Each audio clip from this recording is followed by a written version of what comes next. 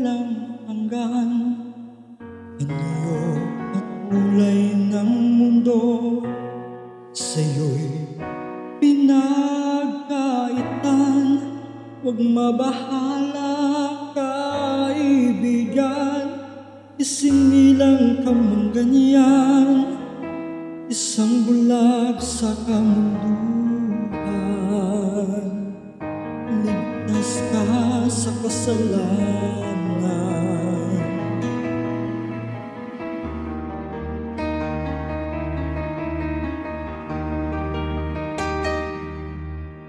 Hindi nilalayo sa'yo ang tunay na mundo.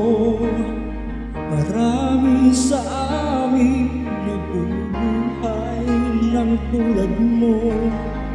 Di makita, di marinig, minsa'y nauutal. Patungo sa hinahangan, nabuhay na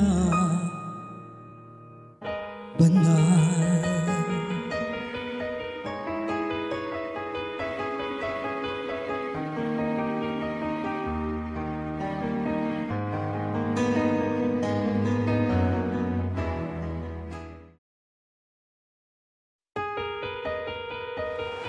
Siya si Ana. Madalas kutyain at pagtawanan ng makakakita sa kanya. Palibhasa, isa lamang siyang pipi na hindi maintindihan at tanging umulang ang kanyang itugon sa makikipag-usap sa kanya. Simple lang naman ang gusto ni Ana, yung mabuhay ng normal sa mundo ito. Yung may magmamahal at handang tumulong at makaintindi sa kanya. Pero sa tulad niya, malabo na yata mangyari ito dahil sa realidad ng buhay. Pag pangit ka at may kapansanan ka, mababa ang tingin at respeto nila sa tulad nila. Pero dahil malakas si Ana, kahit anong pagsubok ang dumating sa kanya, ay kakayanin ito. Dahil sabi nga ni Ana, siya man ay babaeng pipi na kahit hindi mahalin, siya ang pagmamahal.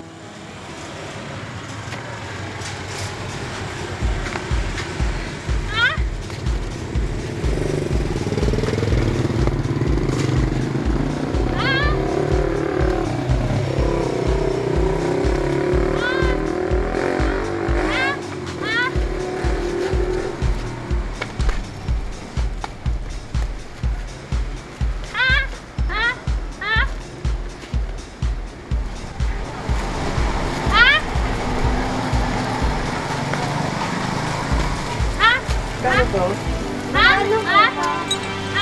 Magkano po yan? Ito nga po. Ito mo sana yung isa lang po. Salamat po. Salamat po.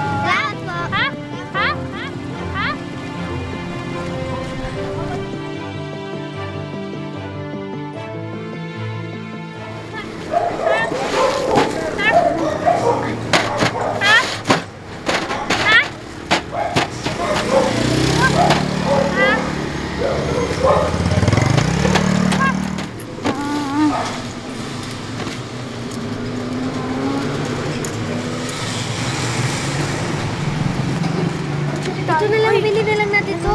Sige na lang eh. Ito po. Ito po. Opo. Ay, isa na lang pala. Paghatian na natin. Tara! Tara.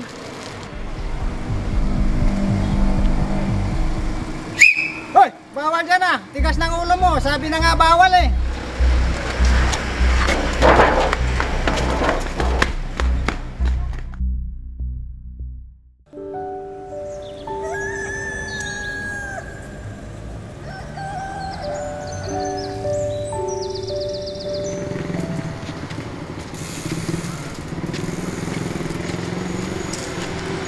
Uy!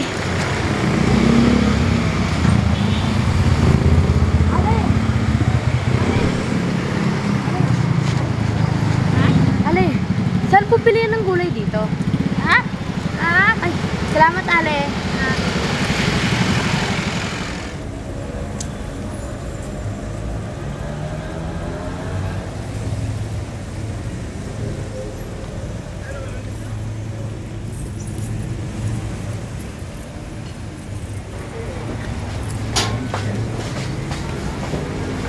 Salamat, kuya.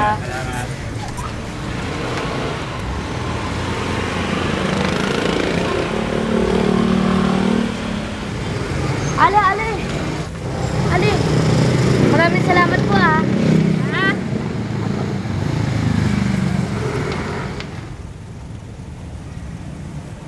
Sinundan ng tingin ni Ana ang batang si Lucas sa paglalakad at nakita nito na may isang babae na galit at pinalo ang bata bago ito papasukin sa kanilang bahay. Hindi mapakali si Ana kaya naman inisitan niya ito. Tagal mo. Kung saan ka na naman nagpupunta. Nakita ni Ana na binubugbog ang bata. Tama na po, Nay. Tama na po. Naawa ito, ngunit wala siyang magawa kaya minabuti na lamang na ito ay umalis.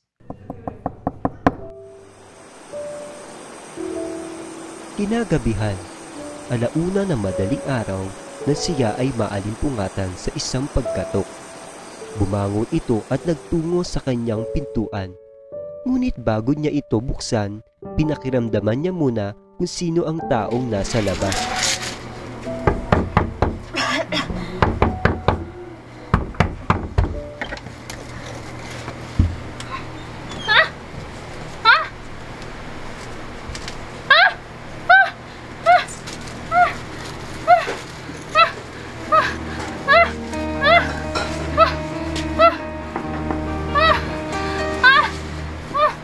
Hindi nilalayo sa'yo ang tunay na mundo. Marami sa amin nabubuhay ng tulad mo. Di makita, di marinig, minsan nauutal. Mo sana nabuhay na banal.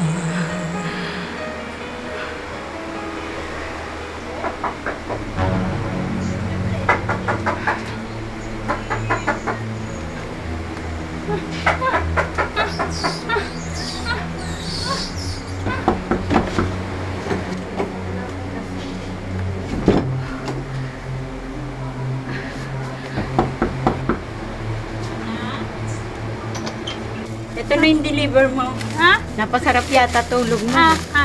Sige, papadeliver mo.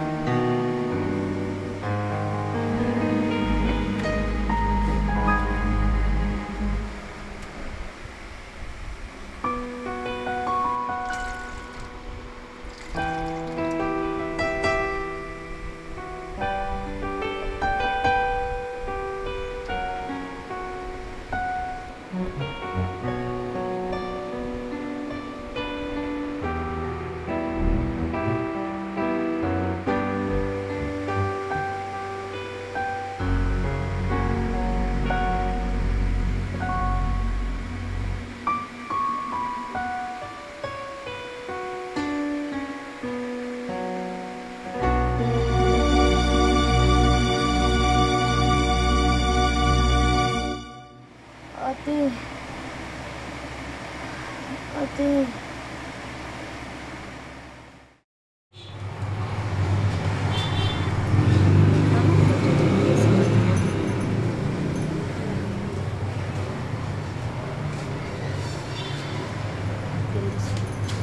Uy, Ate Luisa, laro tayo. Sige, tara. Oo nga pala, may bibigay nga pala ako sa'yo. Tig-isa na lang tayo. Salamat. Tara. Tara, Lucas.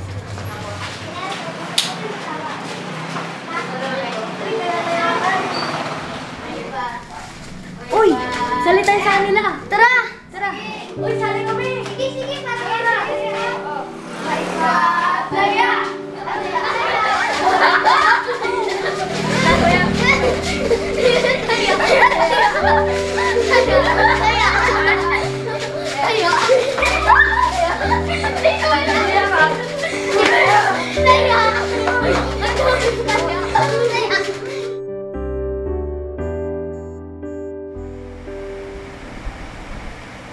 Ate. Ate.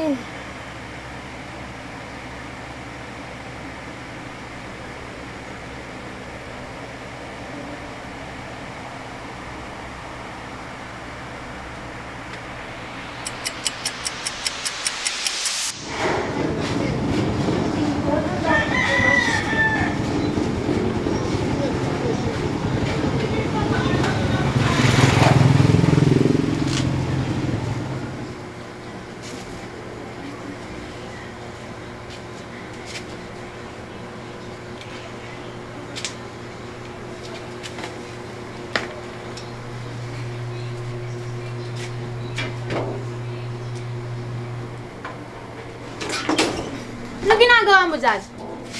Ha? Wala akong pera! Alis! Alis! Alis! Wala akong pera! Ha? Alis! Alis! Ha? Ha? Wala akong pera! Alis! Alis! Alis!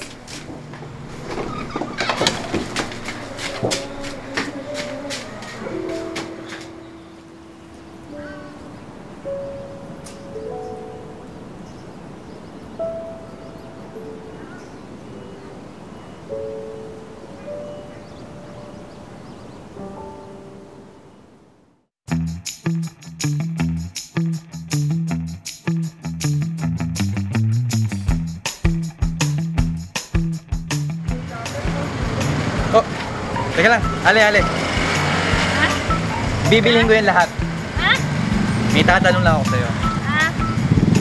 Bulag ka ba? Ha? Sabi ko, bulag ka ba? Ha? Hindi mo ko naiintindihan. Pipi yata to. Sige na. Ayoko. Hindi ko bibilhin yan. Ha? Pipi yata to.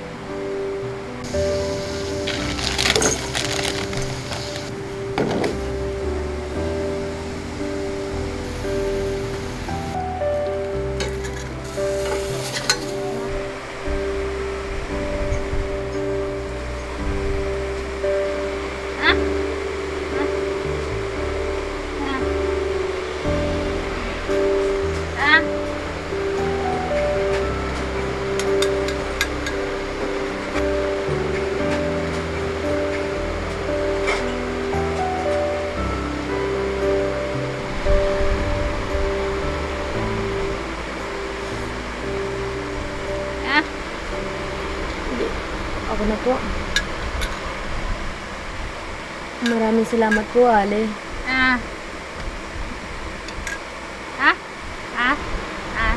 Pasensya na po. Hindi ko po kayo maintindihan.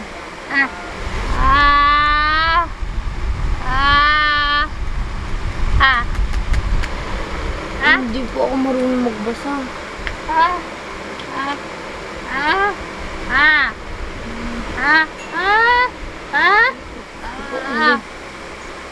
Lucas po ang pangalan ko.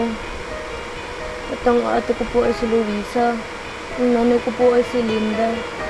Lagi po niya kaming binubugbog kapag iniwan po kami ng aming ama at sumama sa ibang babae.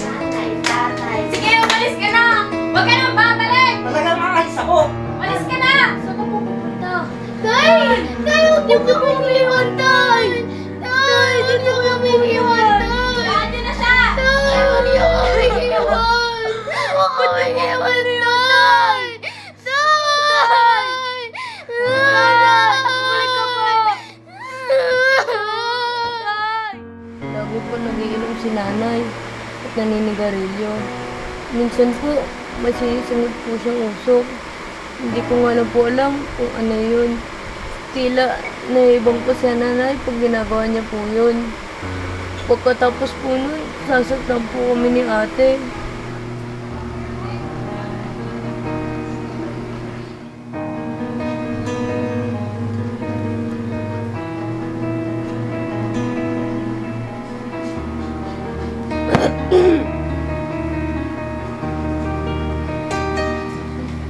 Nay! Tama na po yan, Nay! Nay, tama na yan, Nay! Nay! Alis! Tama na po yun! Nay! Tama na! Tama! Nay! Alis! Tama na po! Nay! Nay, tama na! Ano ba?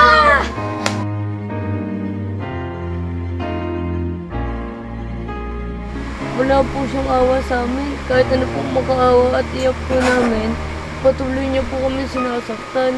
Hanggang isang araw po, sobra-sobra na po ang pananakit niya sa amin.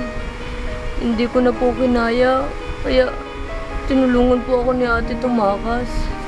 Iniabot niya po sa akin ang kapirasong papel at itinuro ang bahay niyo. Dito daw po ako pumunta at alam niya na ligtas po ako dito. Kambal, tumakas ka na. Tumakas ka na, kailangan mo iligtas ang sarili mo. Pero, paano ka po, ate? Okay lang ako dito. Sige na, tumakas ka na. Tumakas ka na.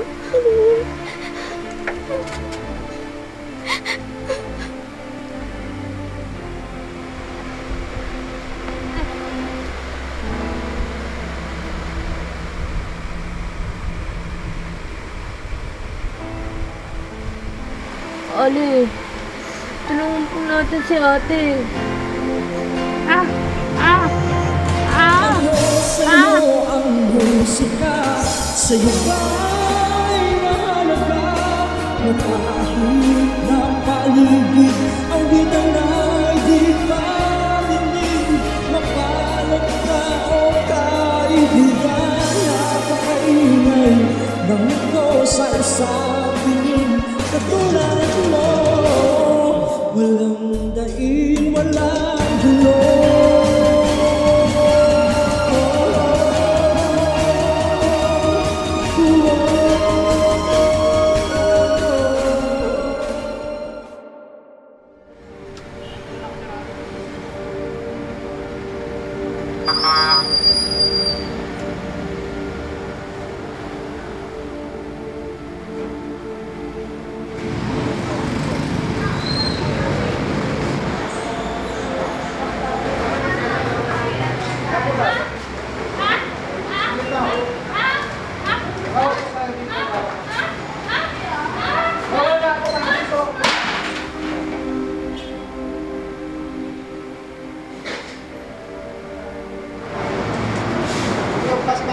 Sa people katulad nyo.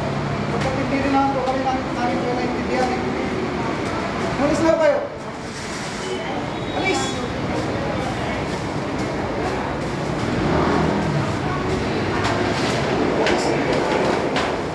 Alis! Bakit ano nangyari? Sir, nagpupunulit magtinda sa loob eh. Sige, hayaan mo na. Hindi naman natin maintindihan eh. Kaya na nga sir, nawalas ko na eh. Sino ba kamag-anak dito? Paalisin yan!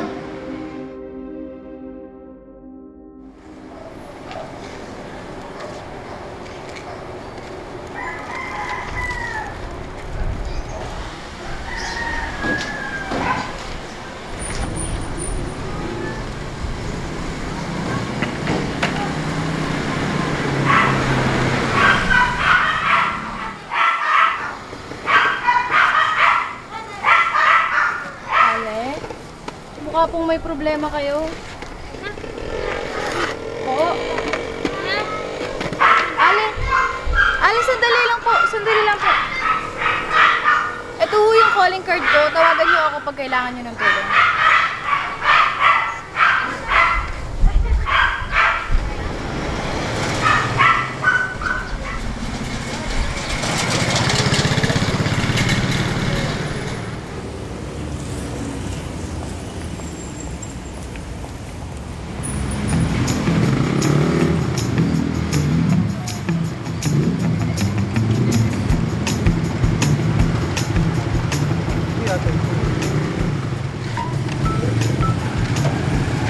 Pep. Teka lang. Parang ito yung dati. Bibiling ko na yung lahat. Basta may tanong na ako sa'yo. Oh, lahat yan. Makakauwi kang ubos yan. Ito lang itatanong ko. Bingi ka ba? Sabi ko, bingi ka ba? Sige na, umuwi ka na nga. Pipi yata ito eh.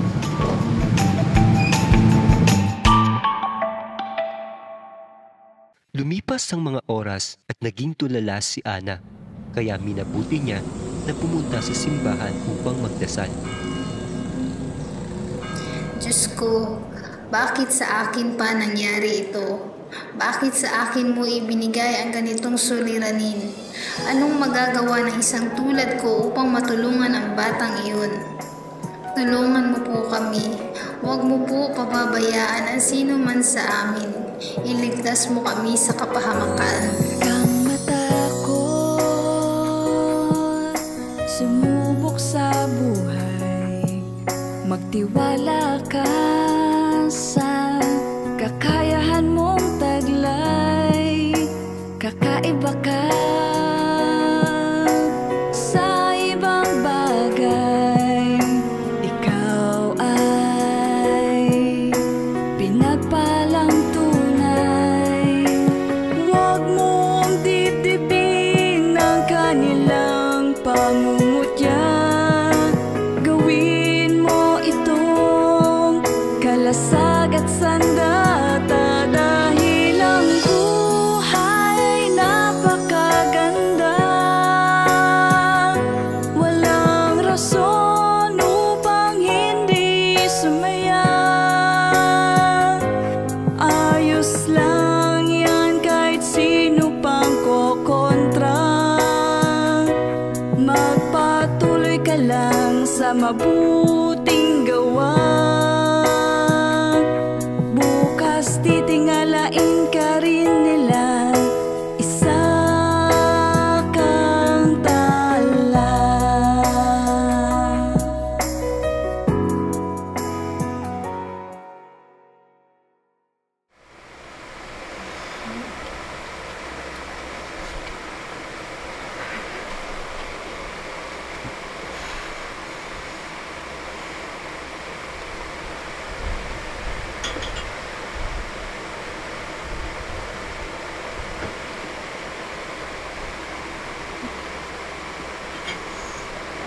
Ale, tulungan po natin si ate. Baka po kung ano na po ang nangyari sa kanya. Dalhin po natin siya dito.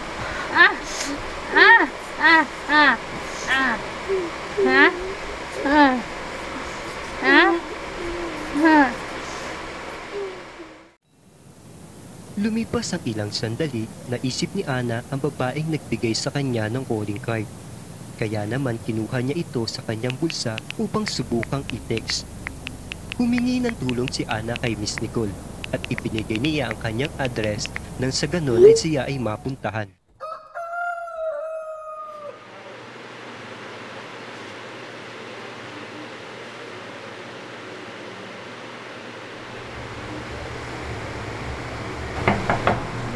Naku, Aling Ana, pasensya na ho kayo. Hindi ako nakasagot kahapon, gawa ng marami akong ginawa sa opisina.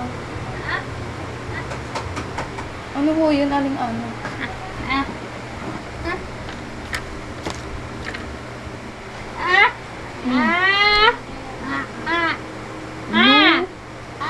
Lucas?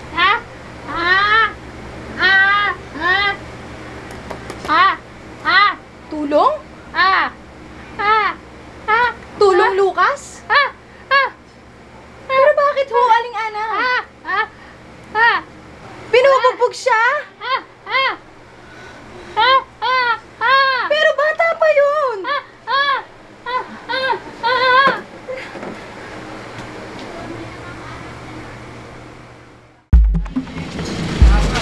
Aling Ana, mauna na ho kayo. Ako na ang bahala magsusunod sa pulis.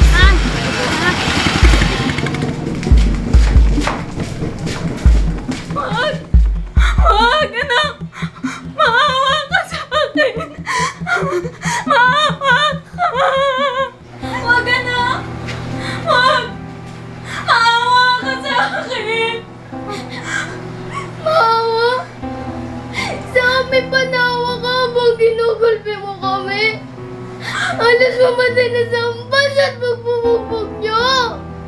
Yung bawat sigaw namin na tama na! Yung bawat iyak namin na alas dugo nang lumabas sa aming mga mata! Naawa pa kayo, Nay? Hindi niyo nga inisip kung buhay pa ba yung kakambal ko!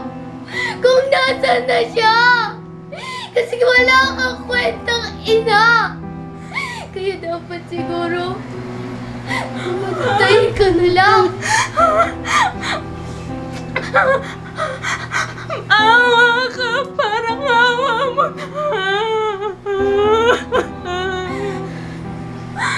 Wala ka na awa na makukuha sa akin, eh. Wala na! Wala na kasi inubos mo na! Masaya naman tayo noon, di ba? Bakit kailangan magbago? Simple lang naman yung gusto namin, di ba? Na maging masaya tayo. Nasaan na yung nanay namin na dati kami pinoprotektahan? Bakit mo kami ginaganito? Wala naman kami ginawa masama sa'yo.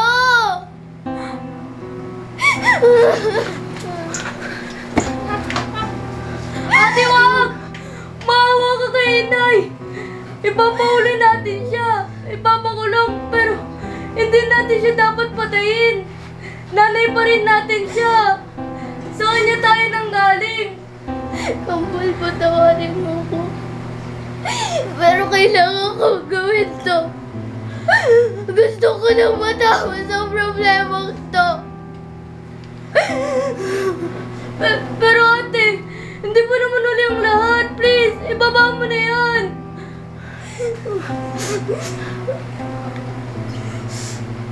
Ate, wag!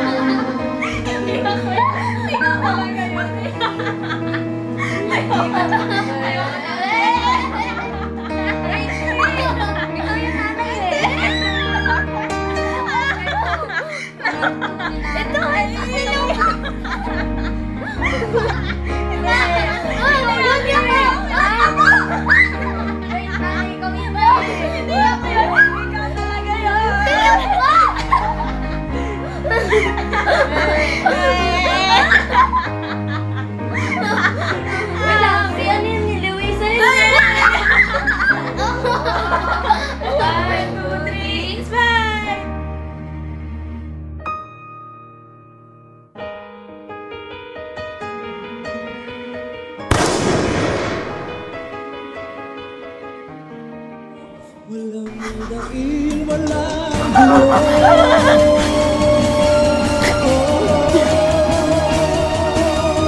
gulo.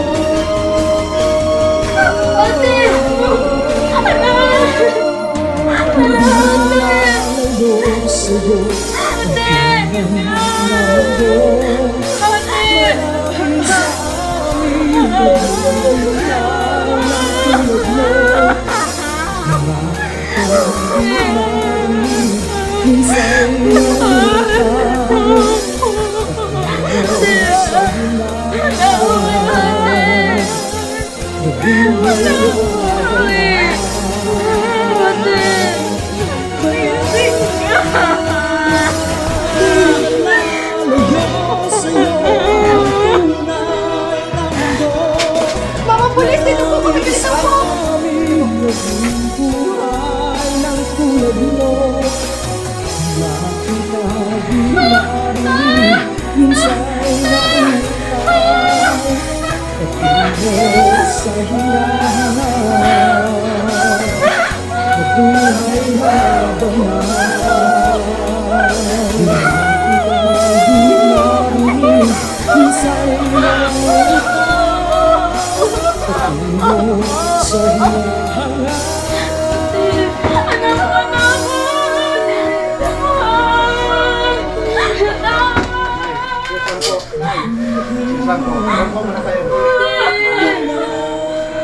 Ate!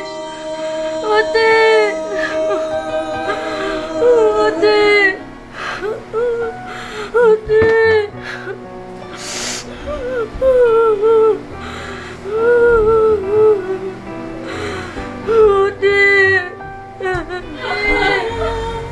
Ate! Ate!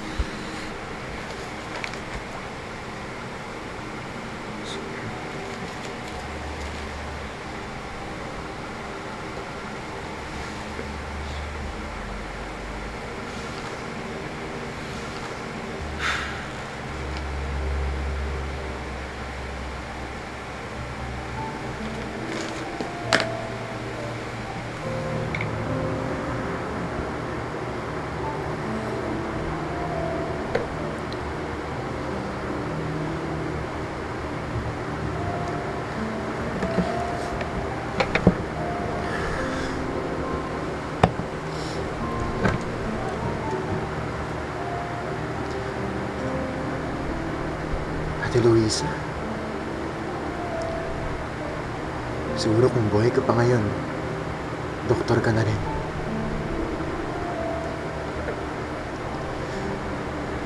Happy birthday, Ate Kambal. Sana masaya ka dyan. Katulad ko ngayon.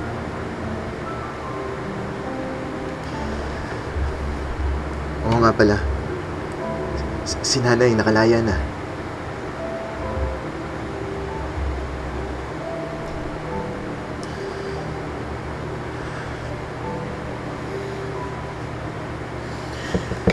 Ate, salamat ha.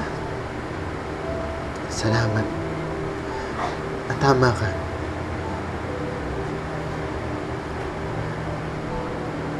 Ligtas ako sa piling ni Nanay Ana. The best nanay in the world. Sa kabila ng kapansanan niya, napagtaguyod niya ako. Napagtapos.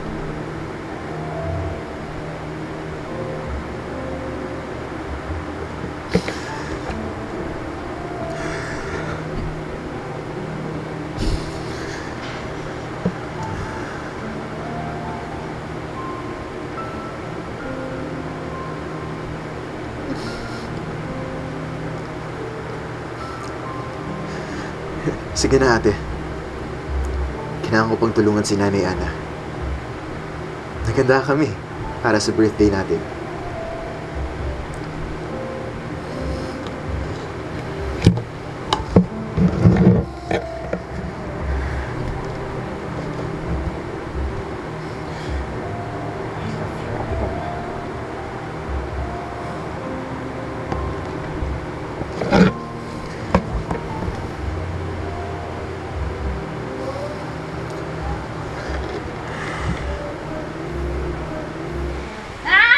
Birthday, Lucas! Ha?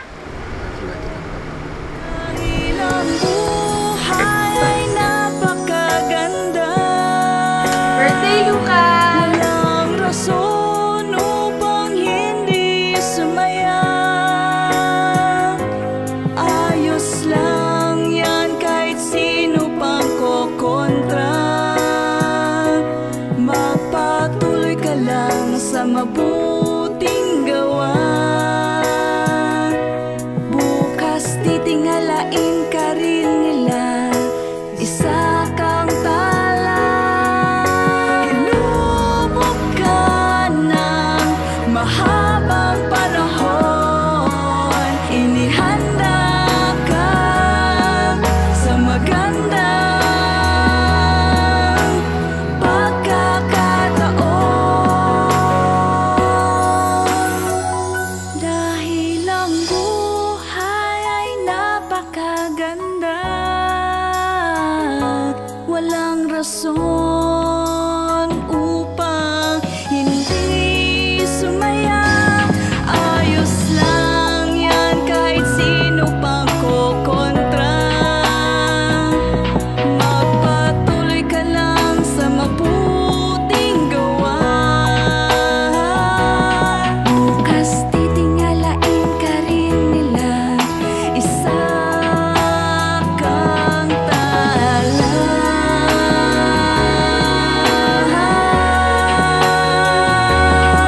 Buo kang tala. Ikaw ay buo.